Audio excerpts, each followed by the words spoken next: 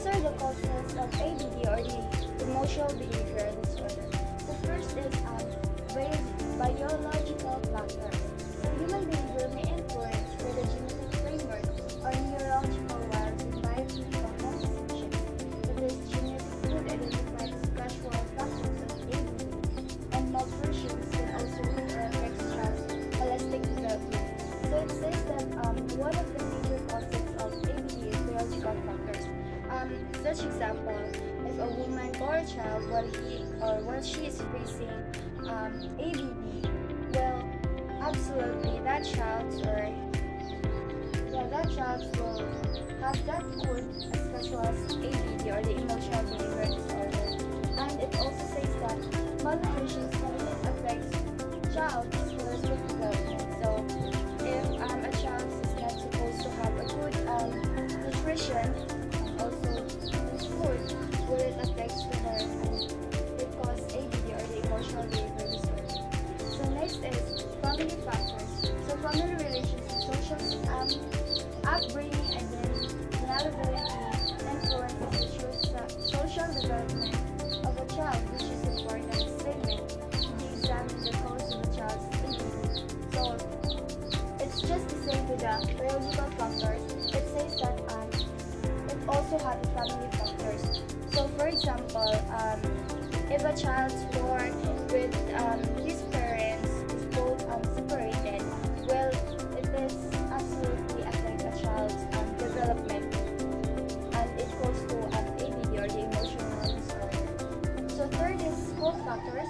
The academic pressure and frustration, such as high expectations among students due to standardized teachings and highly competence environment that lead to anxiety and academic deficit.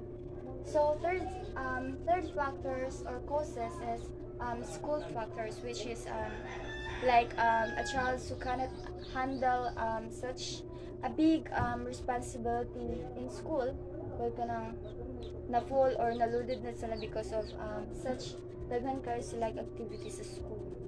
So the emotional behavioral disorder, so EBD, it is characterized by a behavioral or emotional disorder that is different from appropriate age, cultural, or ethnic norms that may adversely affect educational performance.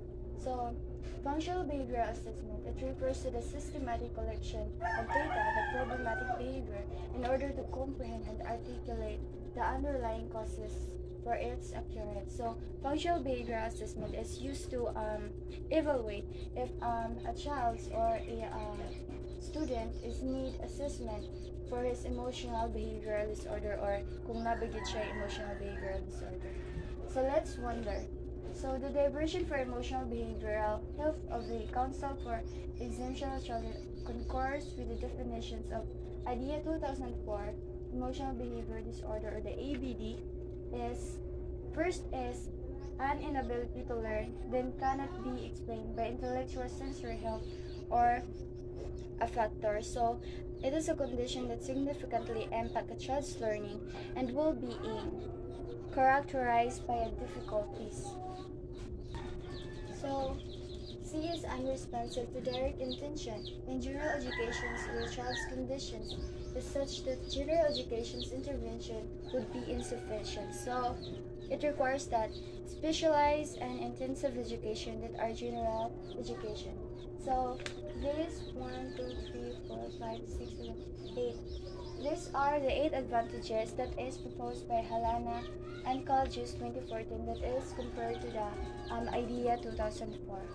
So it says that it uses words and phrases that reflect skewed professional preferences and efforts to reduce stigma. Disorders of emotions and behaviors are both include, happen together, or separately. Focus on school, but recognize out of school factors, takes into account difference in race and culture.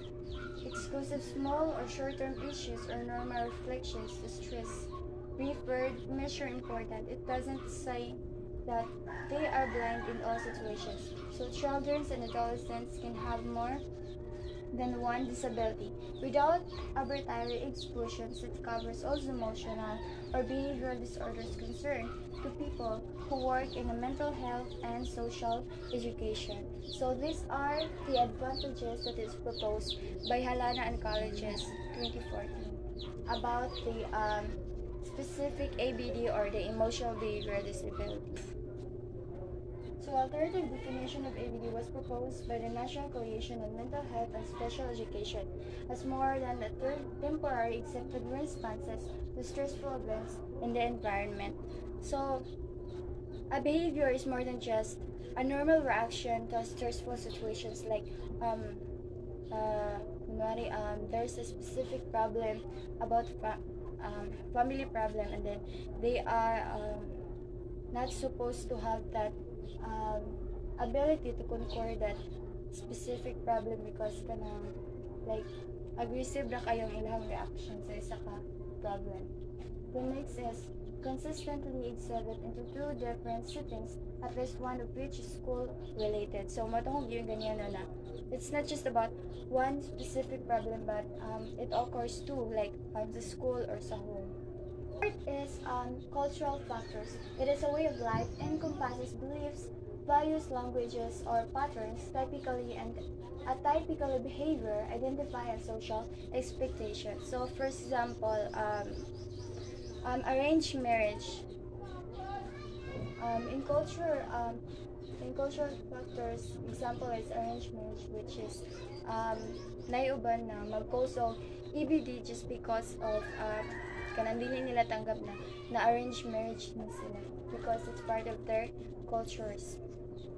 Because we have different ethnicity or culture or traditions that is supposed to have to our tradition in our culture. So that's all. Good morning, good day everyone. Good day ma'am. By the way, my name is Anet Plasado and I am the presenter of group chapter 9, which is characteristic of EBD or emotional behavioral disorder. So emotional behavioral disorder is where challenges where cognitive functioning, academic performance, most especially managing behaviors and emotions. So first we have a cognitive characteristic. It says research finding indicates that most learners with EBD have average to beyond average score IQ test. So this means learner may perform intellectually parallel to those normal or us, but in reality in school they perform low in academic because they dili sila ka perform normally pareha sa ato. So next is academic deficit. So it says learners with EBD are observed to have a low academic achievement. So it means that they are unachievers in school because mo ito nga ako they can perform well or dili sila makapaminaw tarong because dili sila same sa ato og kanang understanding or dili sila kasunod sa mga basic ang itagaan nga instruction because mo ito dili sila not the same.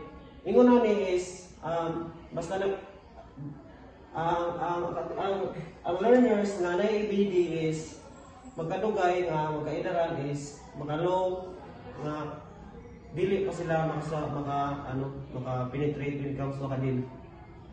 Third is language deficit. Behavioral problems have clear and strong connection with language and communication. So diri as one example ani is ang mga student nga lisod maglitok sa mga word kanang magkanga-kanga or magputol-putol, and also maglisod og sunod sa mga basic instruction while tagaan sila mga simple like writing, puzzle, maglisod sila sunod. So one example ni sa language deficit nga sa emotional behavioral disorder. So direct mag-upan is social skills and defects.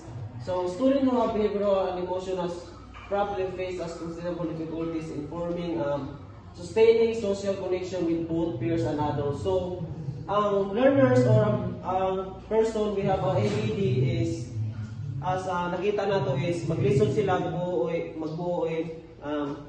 sa ilang social environment, especially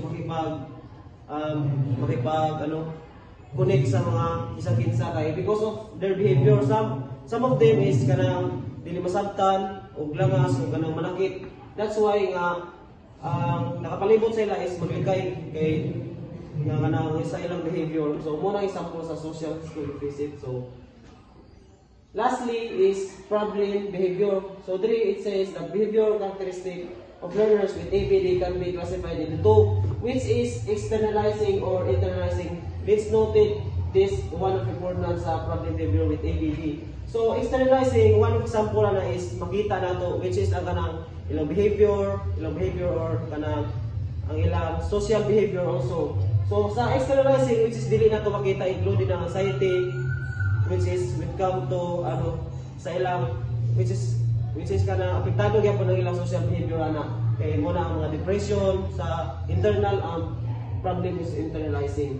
So according to Walker 1997, so this is the mga characteristics sa mga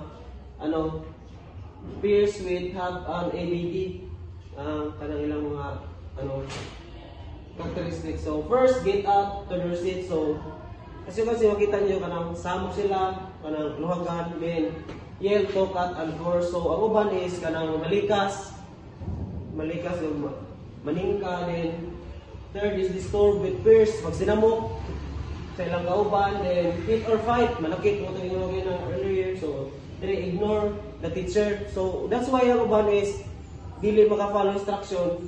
Mga basic follow instruction is dili maminaw. Then complain, sige sila complain, argue excessively, steal, lie, destroy property, magguba na gamit, have a temper, transoms. So that's why ang uban is dili sila kabuo og environmental friend or circle friend because of their temper breakdowns. And non-complainant, one of example na is dili maminaw, gahing ulo, malimuson. So that's it sa characteristic of ABD. I hope you learned something, guys. Thank you. So we have also educational approaches. So first is positive behavioral intervention and support. So it means ang support is this behavioral intervention support to the students nga nagkakulang ko sila kagalingon. It supports, guys. It support to the students nga sa mga teachers to magpasagawas pa yung potential or best. So we have first is behavioral intervention. We have three characteristic. First is universal. Universal, ano siya? Ang samaras na ko siya siya kanang universal. It means na we acknowledge them sa ilang mga behavior. We know the fact na we follow ang basic instructions sa classroom na like being polite. So if masunod na to ang ilang masunod nila mga basic instructions, so we acknowledge them or give them a gift or unsa ba or give them a very good sign. So diya ang pamagi is ma-boost ang confidence sa bata sa even so second is targeted. So dili na know if a children have problem with coordinating with small circle group. So we have we call mentoring or check in check out problem to know or to prevent sa problema individually. So there is intensive, almost the same with targeted. So if someone have a problem, so we need to mentor also na sila problem with their family or themselves intellectually. So third is behavioral intervention plan. So there's a lot of example na dili na ko mag-give kay which is general. So hatag lang ko two example sa intervention behavioral plan. If someone, a student is dili maminaw or samok is we have to use the intervention plan, which is give punishment or to one-on-one talk or to oral recitation. In that way, ma-focus ang attention sa klase. So we have a teacher praise. So that's why I said earlier we need to in a simple way to acknowledge them, to give them a gift, or if someone student, one example lang, if someone student nga silig sila mag hands up while nag-discuss So we need to acknowledge also to say very good. That's why ma-boost ang confidence sa bata nga mas maging pagkaroon. So that's it. That's more na akong part no sa ano. So I hope you learn something guys. Thank you. Good afternoon, everyone. Today we are going to talk about assessment and identification. When assessing for identification for disabilities, there is a set of rules for evaluation for special education. It is also applied when experts conduct a screening for students who are at risk. However, Yale and Colleagues 2013 proposed a general principles in assessing learners. First is the parental involvement. It is very important that a parent will cooperate and participate in assessing and identifying whether the child is at risk or not. Because we all know, parents know what's best for their child. Next, the least restrictive environment. The child should have a best place to learn. Dapat avoid sila dito sa mga lugar in which makakause of so much negative effects sa ilaha. Next is the multidisciplinary team. It is very important to work together to know what are the needs of the child. Next is accurate assessment. The assessment should be done correctly using the right tools. Next is the confidentiality. The assessment should be done with privacy, confidentiality. Everything or the results should be kept in private. You should not invade someone's privacy and share it with your friends. Next is the periodic re-evaluation. The evaluation should be done annually to know what are the changes or the things that haven't improved to the child. Next is the transition plan. The learner's future should be planned. They should have a smooth transition from their current school to the next level. Next is the positive behavior intervention. 9 is the functional behavior assessment. So now, there are different methods used in identifying students with emotional and behavioral disorder or the ABD. First is the screening tools, a systematic procedure of identifying children who show signs of behavioral disturbance. It is used to quickly identify whether the child or the learners have ABD or not. It includes here the Child Behavior Checklist or the CBCL. A tool can be utilized to detect emotional and behavioral problems among children and adolescents. This tool is filled out by parents and the teachers. Next is behavioral and emotional rating skills. It evaluates behavior in 3 different viewpoints. First is the student or the youth rating skill. Next is the parent or the parent rating skills. And lastly, the instructor rating skills. So the child's behavior would be rate based on the parents or the teacher's perspective. So next is the systematic screening for behavior disorder or the SSBD. A 3-stage process using teachers' rankings and behavioral events analysis to identify students at risk for emotional and behavioral disorder or the ABD. Next is the functional behavior assessment. It is a systematic collection of data and problematic behavior in order to comprehend and articulate the underlying causes for its occurrence. This is an overarching method aiming to identify the causes of a behavior. It involves case steps. First is the operational definition, clearly defining the target behavior. Next, the setting events. It describes the context where the behavior occurs. Next is the consequences, identifying what happens after the behavior. Next is the verification, confirming the identified causes through direct observation. Lastly is the summary hypothesis. It formulates an explanation for the behavior and creating a plan to address it. Next is the direct observation and measurement of behavior. It clearly indicates that involves direct observation and measurement of behavior in a natural setting. Next is the indirect functional behavior assessment. It involves gathering information from those who interact with the students. Example, this is the teachers and parents. Next is the descriptive functional behavior assessment. It is direct observation to systematically record the behavior, events leading up to it, and the consequences. Lastly is the functional analysis. It's an experimental approach where antecedents and consequences are manipulated to directly test the hypothesis about what causes the behavior. And that is all. Thank you for listening. So good day, this is a continue to Mr. Ado's report. So let's move to high rates of active students response or ACR. More active learning opportunities reduce misbehavior. For instance, in a well-structured lesson plans and verbal prompts keep students on task. So ang ingon ni Mr. Ado kanina is di ka itong kuhaan na in case of tagaan mo sila o kanyang mga consequences, tagaan lang mo sila o another task na para mas makuhaan pa ang ilang opportunity to reduce misbehavior. The next is the teaching self-management. Students will ABD often lack self-control, teaching self-mentoring, and monitoring, self-evaluation, self-reinforcement, and self-assessment improves behavior. So parang po sa ginong ministerado kanina, na katong mga estudyante nga na ABD is nagigatulangon sa ilang kaugalingon. Which is hindi makontrol nila ilang kaugalingon and lack of mentoring yun sila. So mara to and continue. Good day everyone. This is the continue to Mr. Ado report. So we'll move to, there are several types of anxiety disorder. So we have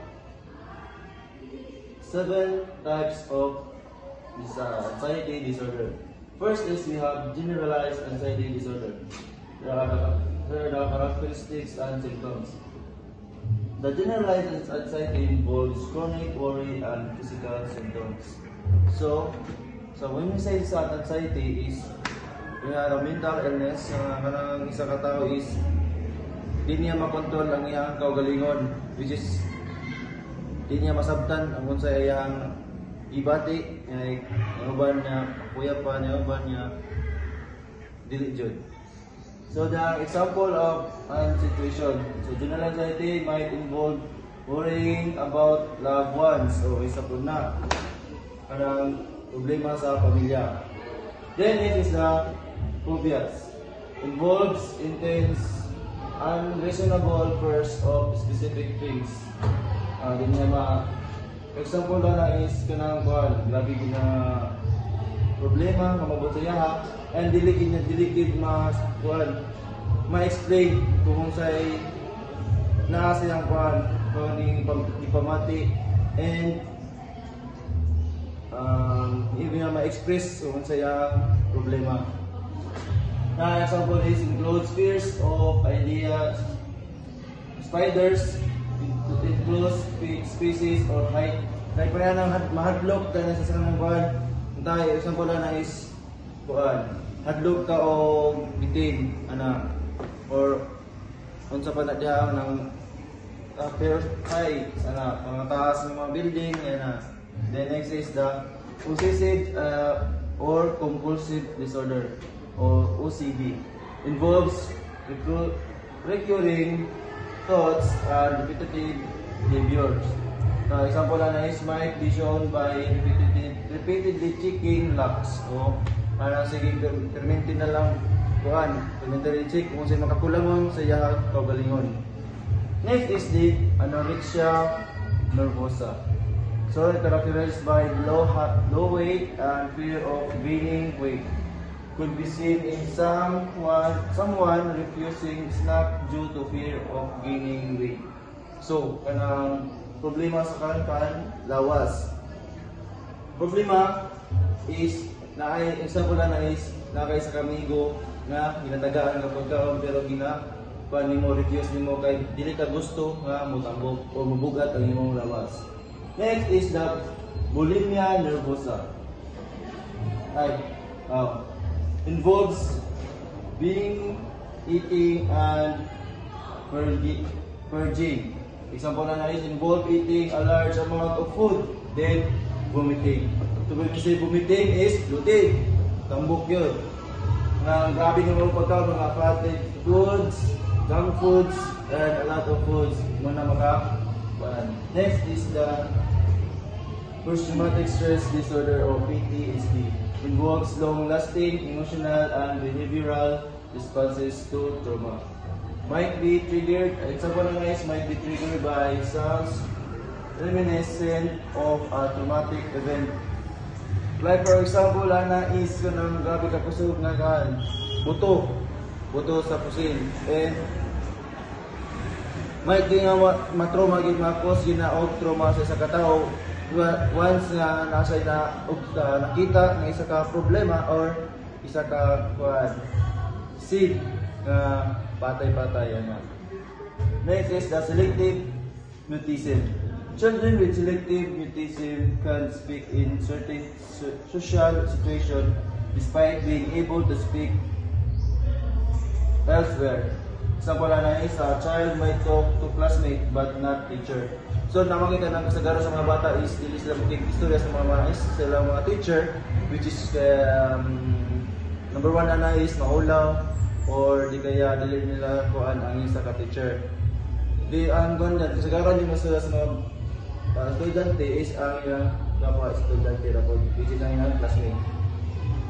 That's all for my topic, and thank you for listening.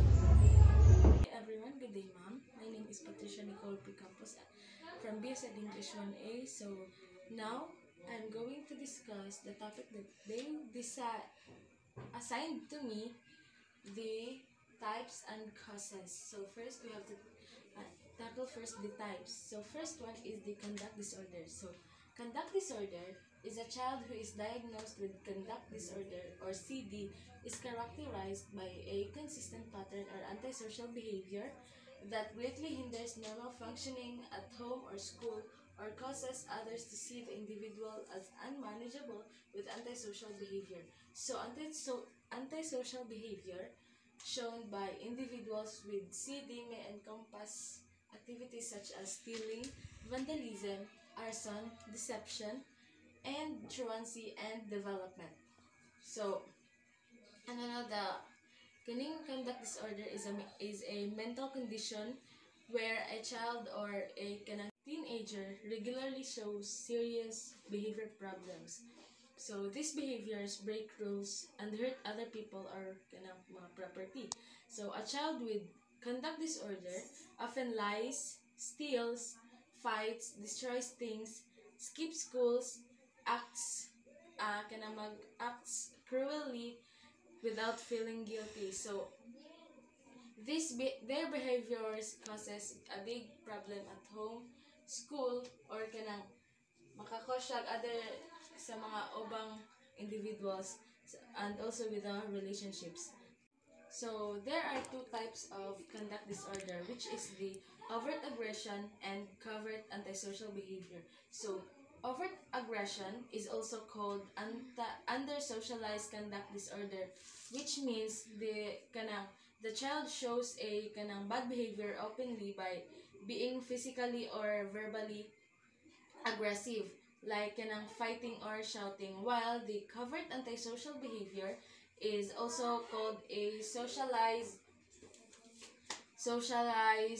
conduct disorder. So the child shows bad behavior secretly, like vandalizing property or starting fires. So the other types of conduct disorder is the oppositional defiant disorder or ODD. So which is characterized by negative, hostile, defiant behaviors that exist beyond the child's development stage. So herein ODD or oppositional defiant disorder, it is the child acts very negative, dali ra siya mga negative nga, dali ra masuko, and and dili na siya normal without nga sila nga stage. So next one is the anxiety and related disorder. So anxiety is the feeling of distress, tension, and discomfort that accompanies fears and worries. Anxiety is a normal reaction to a stressful situation. However, when it becomes excessive and debilitating, then it is called anxiety disorder. And anxiety becomes a disorder when it hinders the child from engaging in their day-to-day reaction as a sleep, schooling, or social environment. So, here in anxiety is when a person feels stressed, tense, or uncomfortable because they are scared or nabalaka. Then, it is normal to feel anxious in stressful situation. So, however, if the anxiety is too strong, it's hard for the child to live normally, like sleeping, going to school, or being around others. So, it is called anxiety disorder. So, there are several types of anxiety disorder. So, first one is the generalized anxiety disorder. So, it is characterized by a chronic and exaggerated concern that disrupts the regular daily functioning. The persistent anxiety and stress can manifest in bodily symptoms, including heightened sensitivity, weariness, impaired focus, muscle tension, and sleep disturbance. So here in generalized anxiety disorder, or GAD, it means a person is constantly worries too much about many things, even when there is a gamay or walay rason nga mabala ka good. So this ongoing stress affects their daily life and can cause physical problems like feeling restless, being easily upset, getting tired quickly, having trouble concentrating, and having tight muscles, and having disturbo sa pagtulog. So, example sa JAD is intense worry on the safety of your loved ones. So, next is the phobia. Phobia is an exaggerated and enduring fear of the particular object, circumstances, or action that is typically not dangerous. So, phobia, it is when someone is extremely scared of something that most people aren't scared of. So, morning but there are a lot of people nga mahadlok sila og mga tagas ng mga lugar. Like, for example, magkatkat sila og lubi or punuan niya. Kabalo sila makatkat tuod, pero di na sila kabalo muna og mahadlok sila og taas ng mga lugar. So the fear is much stronger than it should be and doesn't go away. So mas kusgan siya, mas makusog imo kahadlok og kaya dili siya basta-basta nga mawala.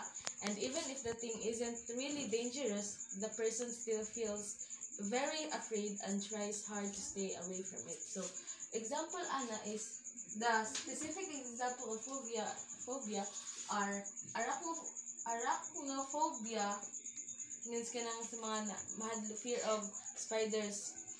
Then claustrophobic, they fear of confined spaces. And also the last is the acrophobia. Mo ni siya ang kitong fear of heights, tong mga hadlok sa mga tagas ng mga lugar, and others. So next is the depression. So depression, also known as a major depressive disorder, is a prevalent and severe mental illness that has a detrimental impact on one's emotions, thoughts, behaviors, and perception of the world. It is also the broader category of mood disorder, for it involves different levels of severity, symptoms that affect the daily interaction of an individual. So, it is also called a major depressive disorder.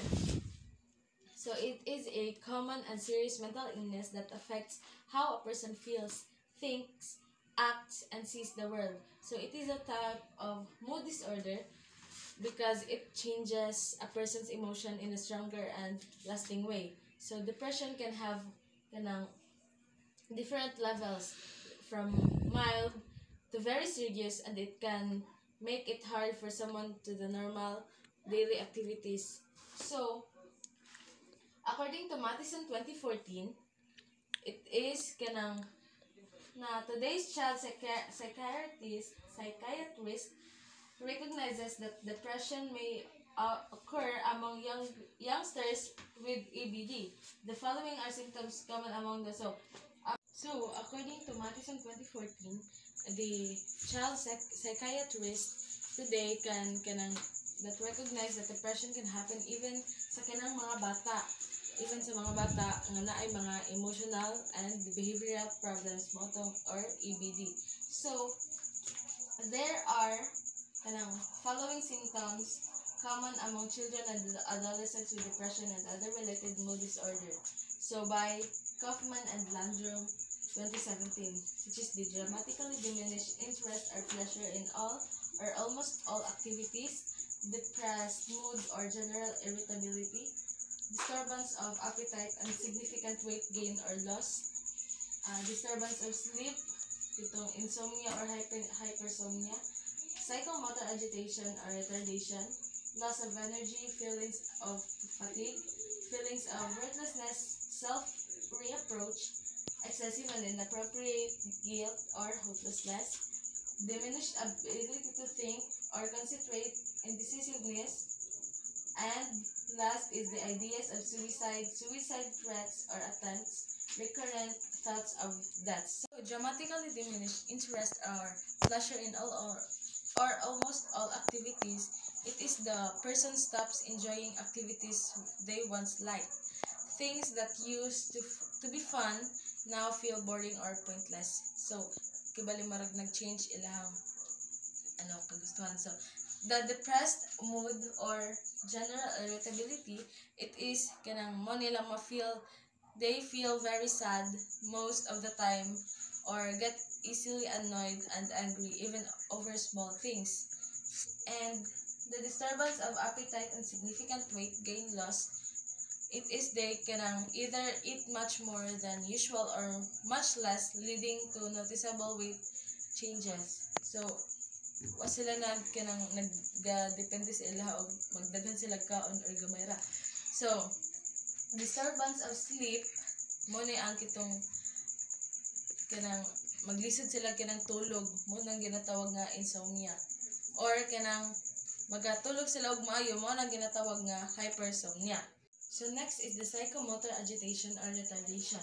So, mo ni siya ang they might move around restlessly, mo nang ginatawag nga agitation, or move, speak, and react much slower than normal, mo nang ginatawag nga retardation. Next one is the loss of energy, feelings of fatigue. So, mo nang ginatawag nga they feel tired and worn out almost all the time, and even without doing much, ngayon ko nang dali ra kayo ko nang kapuyon, wala din sila energy. So, next is the feelings of worthlessness, self-reapproach, excessive or inappropriate guilt, or hopelessness. So, kini, they believe that they are useless, blame themselves for things that aren't their fault, feel guilty, but not kanang, ang ilang sa ilang self-thought lang nga, kung sila, mali sila gina-blame, ma-feel nila nga useless sila. And, the next one is the diminished ability to think or concentrate or indecisiveness. So, muna siya ang kanang mag-listen sila concentrate. Kung sila ang buhaton or mag-listen sila. So, last one is the ideas of suicide threats or attempts, recurrent thoughts or death. So, kining last is muna na siya ang kanang maghuna-huna na sila nga maghuna-huna na sila nga mag-suicide or kanang na makaano na sila suicide threats or kanang attempts. So, moto siya ang different kanang types sa depression. So, now we're here the disorders of thinking, communicating, and stereotypical behavior. So, first one is the schizophrenia. It is a chronic brain disorder that is typically referred to as a kanang psychotic disorder. During periods of active schizophrenia, individuals may experience symptoms such as delusions, hallucinations, incoherent speech, cognitive difficulties, and diminished motivation. So, here in schizophrenia, it is a long-term or kanang chronic disorder. Kanang sakit siya sa utok. And it is considered a psychotic disorder. So, when someone has active schizophrenia, they might experience delusions, hallucinations, incoherent speech, cognitive difficulties, and diminished motivation. So, ang delusions, it is kanang strong false beliefs that aren't real. Kanang, unsay lang na feel, pero dili day tinuod. Like, kanang thinking someone is out to get them. Or kanang, for example, kanang, gipansin kasi mong crush niya. Ang imuha day kon kay nakagusto siya sa imuha. So, nagiging dilulo ka na te. Ganyan yun. Fascination, it is kanang nakay makita or madunggan ng mga butang nga wala man day dira. Kanang, for example, nakay nadunggan pero ikaw rin nakadunggan na pero ang uban nimong kauban kay wala di ay. Ana good. So, next is incoherent speech. Kanang nagstorya sila nga walay sense. Wala siya talking in a way that doesn't make sense. Wala siya sense iyang mga storya. Next is the cognitive difficulties. So, cognitive difficulties, it is a trouble thinking clearly, focusing, and or remembering things. And last is the diminished motivations. So, one feeling no drive to do everyday tasks or activities. So, mo to ang schizophrenia. And the second one is the stereotypy. It is also referred as a abnormal repetitive movement. Behavior is a comprehensive term that encompasses a wide range of behavior characterized by repetition, rigidity, consistency, inappropriateness, and lack of adaptation or acceptability. So, the repetitive movement could be attributed to biological factors, environmental influences, or a combination of both. Stereotypy, it is when a person keeps doing the same movement or action over and over again. So, even when it doesn't make sense to do so. So, these repetitive behaviors are often very rigid, don't change much, and might seem strange or not appropriate for the situation. So, stereotypy can happen because of biological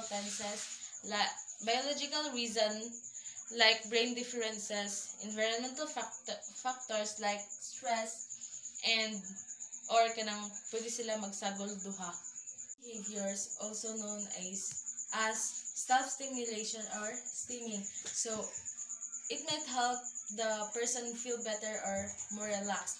So, in more serious cases, these repetitive behaviors can get worse or lead to self-harm, such as hitting their head, hand biting, and also scratching themselves. And that's all my topic, and thank you for listening.